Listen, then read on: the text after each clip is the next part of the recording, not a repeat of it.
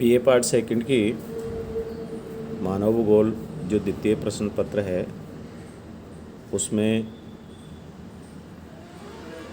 Online teaching के लिए मैं आप सभी छात्राओं के सामने आज का टॉपिक भोटिया जनजाति के बारे में प्रस्तुत कर रहा हूँ।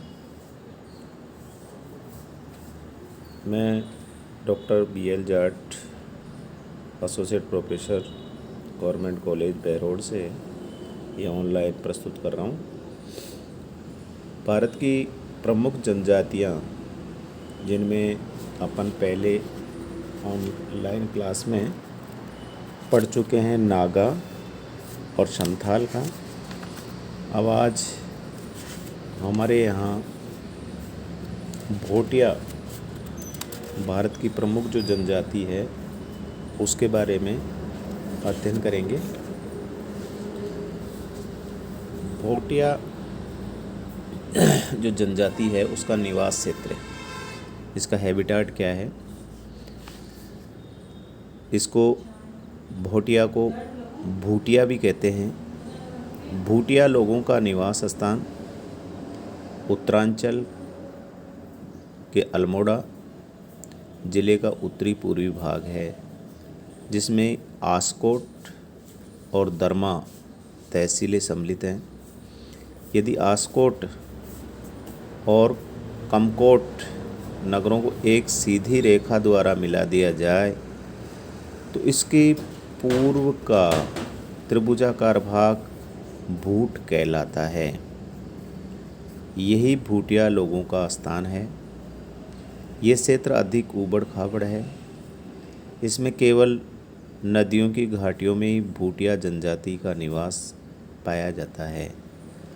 संपूर्ण भूटिया क्षेत्र 3250 मीटर से 4100 मीटर ऊंचा है, जिसमें 5 नदियां बहती हैं: कृष्णा, गंगा, धौलीगोरी, दरमा और काली। शारीरिक गठन बॉडी स्ट्रक्चर इन लोगों का कैसा है, इसके बारे में कि भूटिया शब्द की उत्पत्ति भोट या भूट से हुई है। भोट या भूट प्रदेश से ही इस जनजाति का संबंध रहा है। शारीरिक रचना की दृष्टि से भूटिया मध्यम अथवा छोटे कद के होते हैं। नाक सामान्यतः चौड़ी और चपटी, पर जबड़ों की ओर अधिक धसी हुई। चेहरा चौड़ा, कपाल की हड्डियाँ अधिक उठी हुई, आँखें बादाम के आकार की, शरीर पर बाल कम, हष्ट पुष्ट मांसल देह, चमड़ी का रंग गोरा, गाल लाल होते हैं। स्त्रियां भी गोरी, हष्ट पुष्ट, छोटे कद की और सुंदर होती हैं। प्रजातीय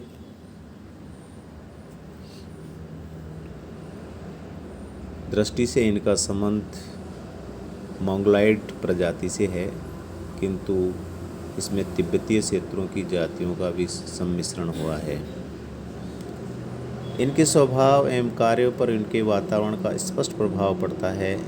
ये मितव्ययी, चतुर, साहसी और परिश्रमी होते हैं और एक से अनेक कार्य करने को तैयार रहते हैं।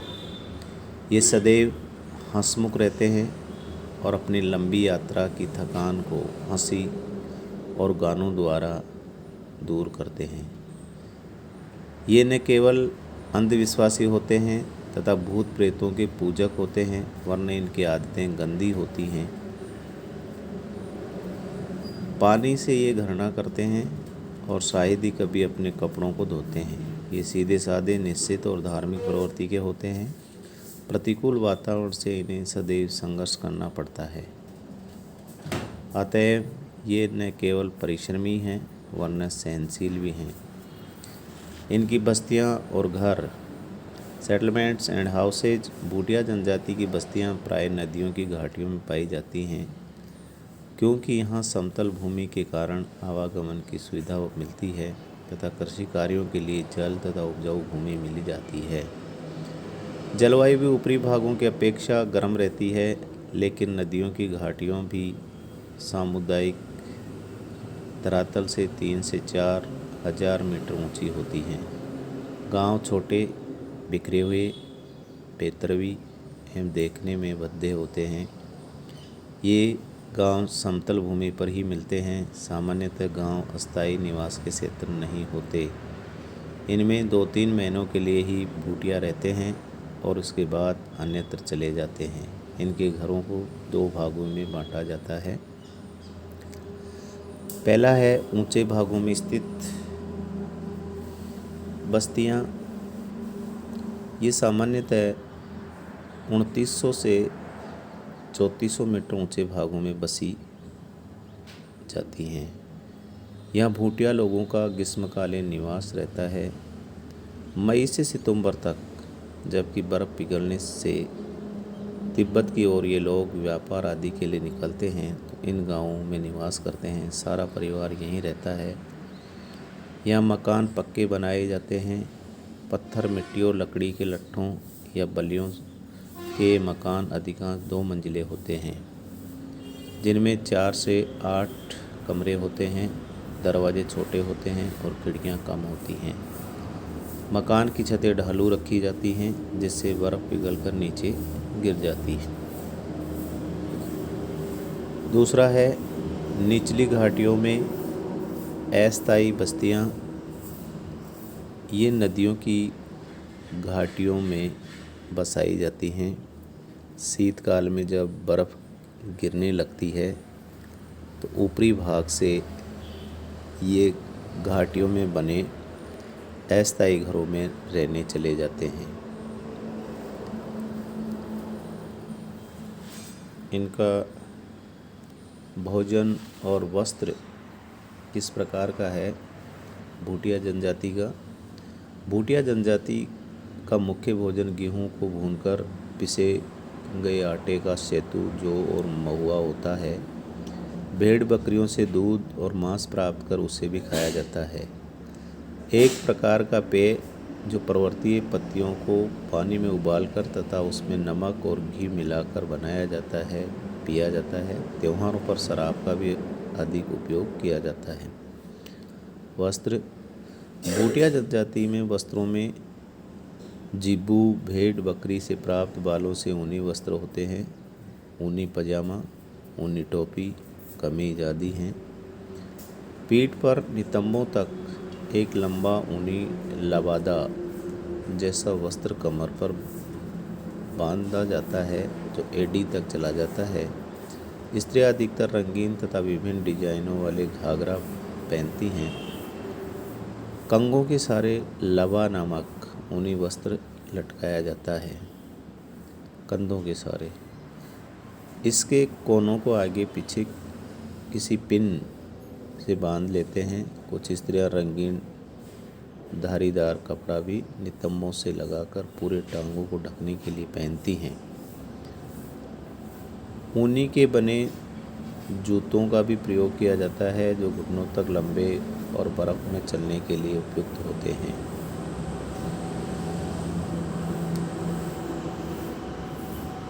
इनका व्यवसाय प्रतिकूल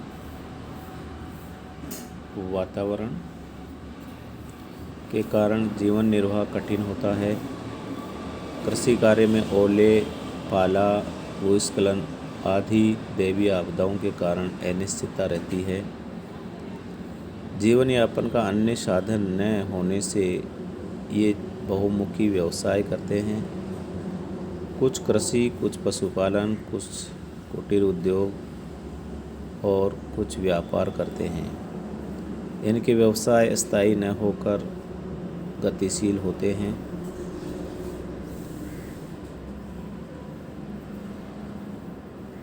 कृषि करना, एग्रीकल्चर जो है, भूट क्षेत्र के ऊबड़ खाबड़ होने, समतल धरातल के अभाव, पहाड़ी और अनउपजाऊ मिट्टी, अधिक ऊंचाई के कारण शीतकालीन तापमानों का अत्यंत नीचा होना तथा जल की कमी आदि के कारण कृषि सामान्यतः पहाड़ी ढालों और नदियों की घाटियों में छोटे छोटे खेतों में की जाती है। खेत सीढ़ीदार बनाए जाते हैं जिनमें केवल ग्रीष्म ऋतु में ही कृषि की जाती है और उनके अंतर्गत भी ऐसी फसलें पैदा की जाती हैं जो शीघ्र पकने वाली तथा अधिक शक्ति और शुष्कता का सामना कर सकें। मुख्य फसल गेहूँ, जौ, महुआ, सरसों आदि हैं।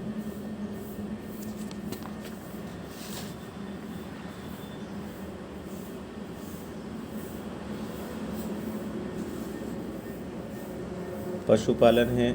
जलवायु की विभिन्नता के कारण भूटिया लोग भ्रमणकारी जीवन व्यतीत करते हैं।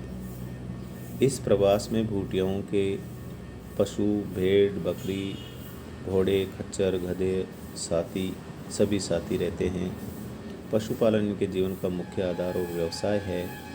भूट क्षेत्र में ऊंचे पहाड़ी भागों की हिमरेखा और वनों की पेटी के बीच छोटे छोटे मुलायम घास के क्षेत्र पाए जाते हैं। इसके बाद में आता है इनका कुटीर उद्योग। भूटिया जनजाति अनेक प्रकार के कुटीर उद्योगों की कुशल कारीगर हैं, क्योंकि पहला है कि कुटीर उद्योगों के लिए ऊन अधिकता से मिल जाती है। दूसरा है स्त्री पुरुष सभी मेहनती हैं। पारिवारिक कार्य करने के बाद स्त्रियों को पर्याप्त समय मिल जाता है। यद्यपि स्त्रियां निरक्षर होती हैं, किंतु कल्पना शक्ति की सहायता से कालीनों, दुशालों, दरियों आदि में अनेक सुंदर डिजाइनें बनाती हैं। ऊन से बनियान, मोजे, दस्ताने, मफलर, बच्चों की टोपी और ऊनी थैले तथा कम्बल भी बनाए जाते हैं। ये स्त्रियां गेहूँ, जौ, महुए के भूसे से चटाइयाँ, टोकरे, पिटारे भी बनाती हैं। स्त्रियों द्वारा ऊन से अनेक प्रकार के कपड़े भी तैयार किए जाते हैं, जैसे पहू, थुलमा एक प्रकार का मोटा कम्बल है, पन रिबन एक सूती और 2 सूती कम्बल, चुटका मोटा और ढीला फलालेन की भांति का कपड़ा है, कारबोजा टट्टों पर लादने की थैली है और पूजा के लिए आसन आदि हैं। कुछ दरिद्र भूटिये धनाढ्य लोगों के यहाँ नौकरी भी करते हैं। इनकी सामाजिक व्यवस्था, सोशल अरेंजमेंट किस प्रकार का है। भूटिया लोगों में विवाह माता पिता द्वारा निश्चित किया जाता है। विवाह अधिकतर कार्तिक माह और फागुन में या ग्रीष्म ऋतु में किए जाते हैं। शादी बड़े आमोद प्रमोद का अवसर होता है। इस अवसर पर स्त्री पुरुष सुंदर वस्त्र पहनते हैं, नाच गाना होता है और स्त्री पुरुष और बच्चे सभी शराब पीते हैं। विवाह 3 प्रकार के होते हैं। इनमें टका, जिसमें लड़के के माता पिता को लड़की वालों को कुछ रुपए व्यय करने के लिए दिए जाते हैं। दूसरा है दान, जिसमें दोनों पक्ष किसी को कुछ लेते देते नहीं हैं। और तीसरा है अदल बदल, जिसमें वर वधू के परिवार में ही लड़के के लिए वधू या लड़की के लिए वर प्राप्त किया जाता है। भूटिया जनजाति के लोग हिंदुओं के रीति रिवाज मानते हैं। विवाह कुंडली मिलने पर ही किए जाते हैं। केवल एक पत्नी प्रथा प्रचलित है। पत्नी की मृत्यु के उपरांत विधवा को पति की संपूर्ण संपत्ति का पूर्ण अधिकार होता है। वह दूसरा विवाह नहीं करती हैं।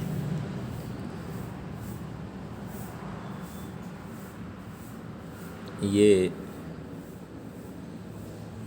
ऑनलाइन BA पार्ट 2 का मानव भूगोल का ऑनलाइन टॉपिक भूटिया है। इसमें इनका सामाजिक परिवेश, उनके कुटीर उद्योग, पशुपालन, सामाजिक व्यवस्था,